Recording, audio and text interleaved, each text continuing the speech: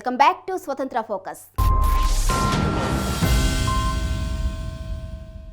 అధికార పక్షమేమో 3 రాజధానులంటుంది. విపక్షం అమరావతే క్యాపిటల్ అని ఘంటాపదంగా చెబుతుంది. మధ్యలో కొందరు వైసీపీ నేతలు మాత్రం మరికొంతకాలం పాటు ఉమ్మడి రాజధానిగా హైదరాబాద్ను కొనసాగించాలని అంటారు. ఎన్నికల వేళ ఎందుకు ఈ గందరగోళ పరిస్థితులు? రాజకీయ నేతలు ఇలాంటి వాటిని కావాలనే సృష్టిస్తున్నారా, లేదంటే మరేదైనా కారణం దాగుందా? అసలేంటి పరిస్థితి?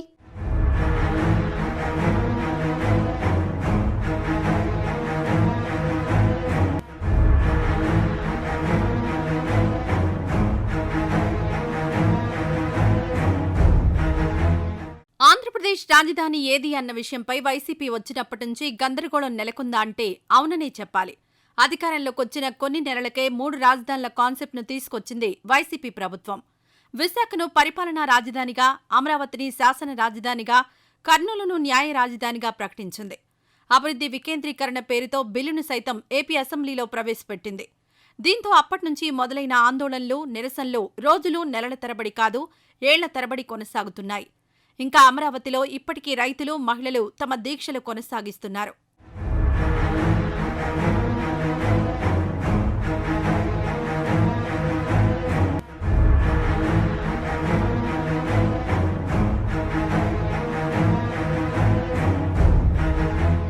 ఇక ప్రస్తుత ఎన్నికల వేళ అధికార పార్టీ నేతలు చేస్తున్న కామెంట్లు సామాన్య ప్రజానీకంలో మరింత గందరగోళం సృష్టిస్తున్నాయి.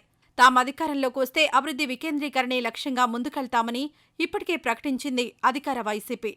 ఇందుకు తగినట్లుగానే ఇప్పటికే విశాఖలో ఆయా శాఖల కోసం భవనాలను గుర్తించారు. రిషికొండ మీద నిర్మాణాలు చేపట్టారు.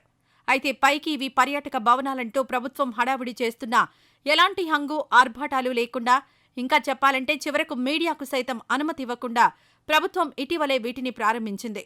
ఇదే ప్రజల్లో మరిన్ని అనుమానాలు కలిగేలా చేస్తోంది.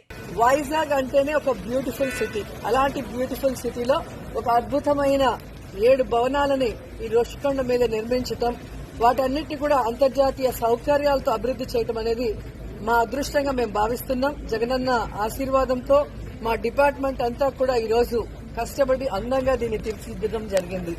సో ఇక్కడికి యాక్చువల్ గా హరిత రిసార్ట్ పాతబడిపోయింది కాబట్టి దాన్ని పునర్నిర్మాణించాలనే ఆలోచన మేము తీసుకొచ్చినప్పుడు, సో ఇది భవిష్యత్తులో బెస్ట్ సిటీగా కాబోతుంది కాబట్టి దానికి సరిపోయే విధంగా అంతర్జాతీయ స్థాయిలో దీన్ని డెవలప్ చేయాలి అని చెప్పి సీఎం గారు చెప్పడం, దానికి అనుగుణంగా డిజైన్స్ గానీ, వర్క్ గానీ మీరు చూస్తే మీకే అర్థమవుతుంది. అటు విపక్షం మాత్రం అమరావతి ప్రజా రాజధాని అని చెబుతోంది. తాము మళ్లీ అధికారంలోకి వస్తే అమరావతికి పూర్వ వైభవం కల్పిస్తామని టీడీపీ అధినేత చంద్రబాబు, జనసేనాని పవన్ కళ్యాణ్ ఎక్కడికక్కడ చెబుతూ వస్తున్నారు. అదే సమయంలో గతంలో విపక్ష పాత్ర పోషించిన వైసీపీ అమరావతిని రాజధానిగా ఒప్పుకున్న విషయాన్ని గుర్తు చేస్తూ ఎన్నికల ప్రచారంలో ముందుకు సాగుతున్నారు. ముఖ్యమంత్రి జగన్ కి చాలా బలమైన పాఠం భవిష్యత్తులో తీసుకుంటాం. జగన్ మర్చిపోకు.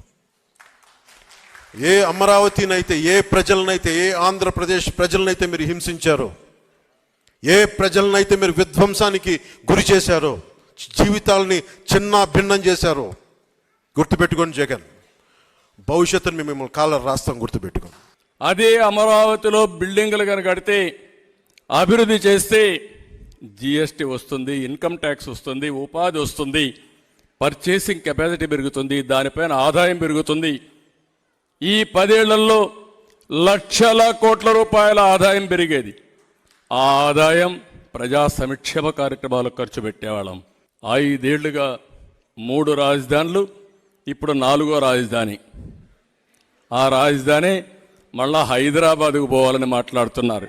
సిగ్గు ఎగ్గు ఉంటే మనుషులైతే, అంటే నువ్వు దేహి అని నేను వచ్చేస్తా, నాకు ఇచ్చి అంటే ఇచ్చేసరి సిద్ధంగా ఉన్నారంటే ప్రజలు.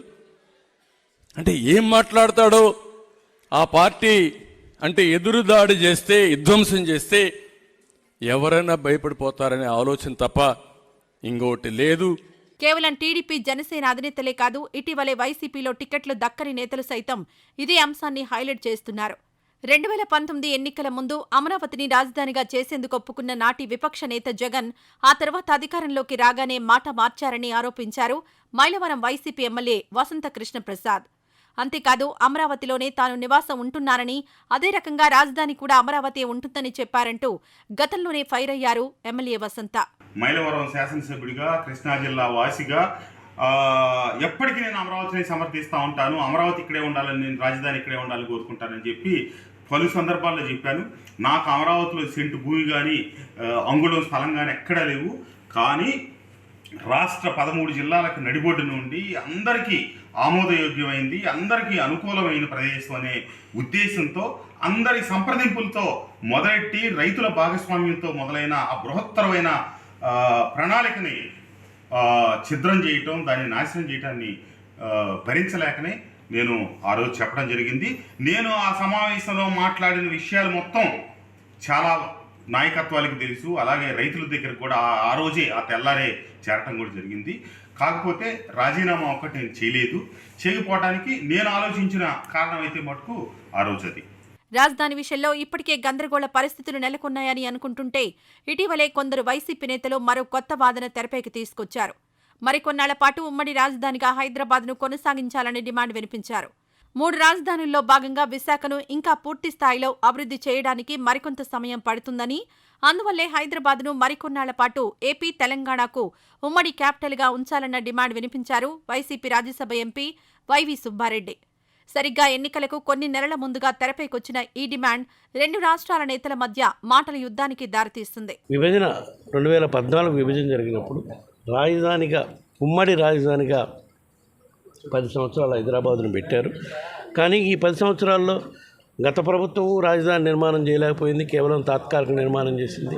మేము మా ప్రభుత్వం వచ్చినాక గత 5 ఏళ్లలో చిత్తశుద్ధితో రాజధాని నిర్మాణం చేసే స్తోమత మనకు లేదని చెప్పి అన్ని విధాలా అభివృద్ధి చెందిన నగరం విశాఖని ఎగ్జిక్యూటివ్ క్యాపిటల్గా, పరిపాలనా రాజధానిగా చేద్దామని చేస్తే కొన్ని న్యాయపరమైన ఇబ్బందులు సృష్టించారు. న్యాయపరంగా ఇబ్బందులు కూడా ఎదుర్కొంటున్నాం కూడా ఈరోజు. సో అవన్నీ అధిగమించిన దాకా కంబైన్డ్ రాజధానిగా హైదరాబాద్ను కంటిన్యూ చేయాలని మా ఆలోచన. దీనిపై మా పార్టీ అధ్యక్షుడితో, పార్టీ నాయకులతో చర్చించుకొని ఎలక్షన్లు అయిపోయినాక దీనిపై ఒక వివరణ కూడా ఇవ్వటం జరుగుతుంది. వైవి కామెంట్లు 2 తెలుగు రాష్ట్రాల్లో కలకలం రేపాయి. దీంతో నష్ట నివారణ చర్యలకు ఏపీ సర్కార్ దిగింది. సుబ్బారెడ్డి వ్యాఖ్యల్ని వక్రీకరించారంటూ చెప్పుకొచ్చారు మంత్రి బొత్స సత్యనారాయణ. అంతేకాదు రానున్న జూన్తో ఉమ్మడి రాజధాని కాలపరిమితి ముగిసే సమయంలో ఇలాంటి వ్యాఖ్యలు చేయడం సరికాదంటూ హితవు పలికారాయన. విభజన చట్టంలో చాలా అంశాలు ఉన్నాయి. అంశాలు వచ్చి ఫుల్ఫిల్ అవ్వలేదు. ప్రత్యేక హోదా కానీ, లేకపోతే ఆ రోజు ఉమ్మడి రాజధాని ఉన్నప్పుడు వచ్చి అక్కడి నుంచి వచ్చేసాము. దాంతోపాటు రెవల్యూషన్ ఫండ్స్ రావాలి, తెలంగాణ నుంచి మాకు రావాల్సిన నిధులు కూడా ఉన్నాయి. దాంతోపాటు ఏదైతే విద్యాలయాలు ఉన్నాయో అవన్నీ ఇస్తామన్నారు, ఇంకా అవన్నీ రాలేదు. ఇవన్నిటి కోసం నేను కృషి చేస్తాను అని చెప్పి మాట అన్నారు. అంతేగాని హైదరాబాద్ ఉమ్మడి రాజధాని మళ్ళీ మాకు కొనసాగించాలని కోరుతానని అన్నారు. 100% వక్రీకరణ చెప్తున్నారు. అది కాదు, ఇది పార్టీ మాటగా చెప్తున్నాం. ఇది పార్టీ స్టాండ్గా చెప్తున్నాం. ఇంతవరకు బాగానే ఉన్న వైసీపీలో కీలకంగా వ్యవహరించే ముఖ్య నేతల్లో ఒకరు వైవి సుబ్బారెడ్డి. అలాంటి నేత నోటి నుంచి ఉమ్మడి రాజధానిగా హైదరాబాద్ మరికొంతకాలం పాటు అనే డిమాండ్ వచ్చిందంటే అది జగన్ నుంచి వచ్చిందేనని అనుకోవాలంటూ ఆరోపించింది టీడీపీ. ఎన్నికల వేళ ఈ మొత్తం వ్యవహారంలో ప్రజల్ని గందరగోళానికి గురిచేసేందుకే ప్రభుత్వం ఇలాంటి డ్రామాలాడుతోందని ఆరోపించింది. అటు కాంగ్రెస్ పార్టీది సైతం ఏపీ, తెలంగాణలో ఇదే మాట. మొత్తంగా చూస్తే సార్వత్రిక ఎన్నికలకు సమయం దగ్గర పడుతున్న కొద్దీ ఏపీ ప్రభుత్వం మాత్రం రాజధాని విషయంలో మాటలు మారుస్తోందని, రకరకాల వాదనలు తెరపైకి తెచ్చి ప్రజల్లో మరింత గందరగోళం నెలకొనేందుకు కారణమవుతోందన్న వాదన బలంగా వినిపిస్తోంది.